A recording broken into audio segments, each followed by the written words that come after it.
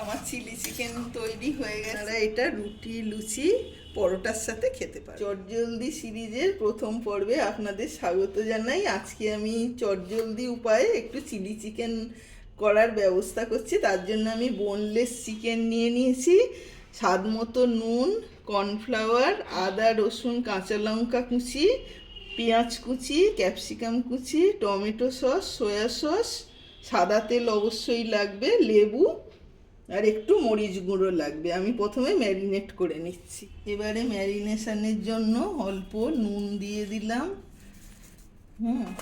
সামান্য অ্যারারুট দিলাম,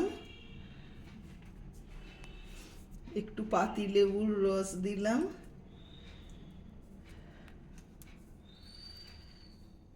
দিয়ে এটাকে আমি ম্যারিনেট করে নিলাম। ম্যারিনেট করা চিকেনগুলো ভাজার জন্য এবারে আমি কড়াই সাদা তেল দিয়ে অল্প অল্প করে ভেজে নিচ্ছি।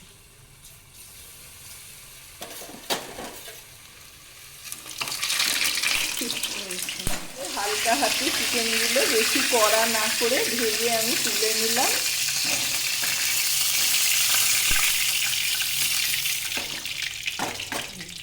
এই ভেজে রাখার তেলেই আমি পেঁয়াজ দিলাম, একটু পেঁয়াজ নাড়তে নাড়তে ক্যাপসিকামগুলো দিয়ে দিলাম,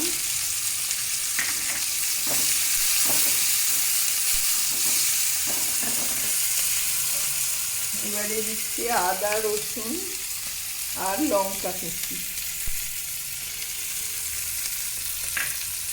এইগুলো একটু হালকা করে নেড়ে নেবো। এবারে 2-3 মিনিট ভাজার পর এবারে আমি দিয়ে দিচ্ছি এর মধ্যে সয়া সস,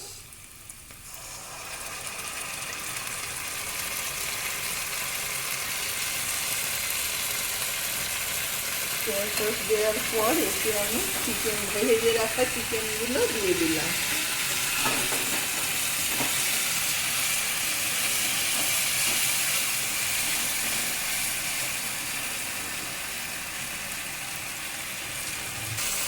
এবারে দেবো টমেটো সস,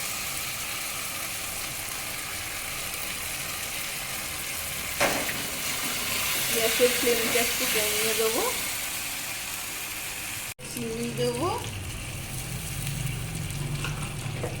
আর অল্প নুন দেবো।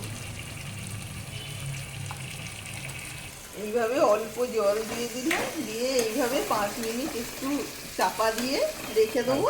আমাদের তৈরি হয়ে যাবে চিলি চিকেন। আমার চিলি চিকেন তৈরি হয়ে গেছে। এবারে এটাকে আমি নামিয়ে নেবো।